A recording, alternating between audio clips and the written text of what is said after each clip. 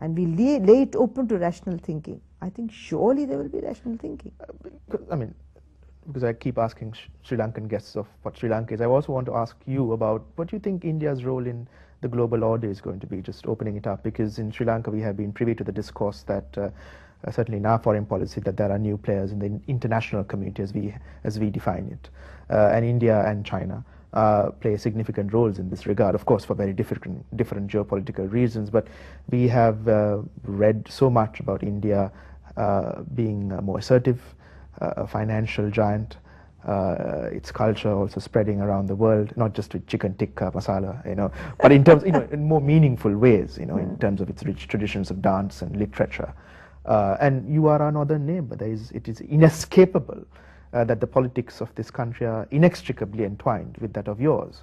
So in terms of what you see as India's future, how do you see it progressing? See, that India has one extraordinary advantage, that it can never be uni-focused because of the extraordinary pluralism within itself, whether it's religion or whether it's culture, whether it's politics.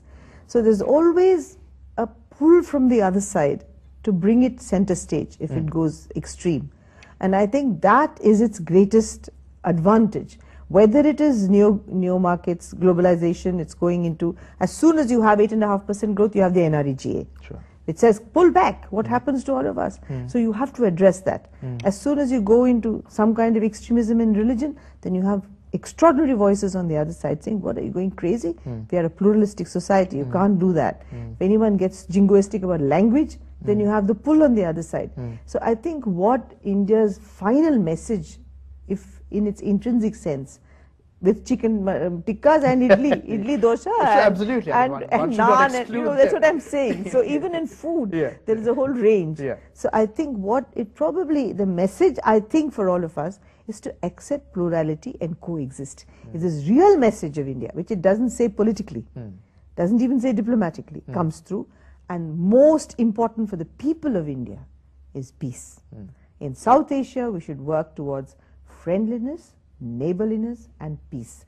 If these 5-6 countries, Pakistan, Bangladesh, Nepal, India, Sri Lanka, Afghanistan, we can live with peace with each other and work out economic relationships of happiness and less suspicion and less jingoism, I think we will prove a lot to the world. And a deliberative democracy, say, that is founded upon RTI is integral to this? I think so. Bangladesh has passed its law. Even Pakistan has passed very an ordinance. Very different regimes, though. Yes, I mean it's hopeful for you. Regimes. So that's why it's more optimistic for me that there are different regimes.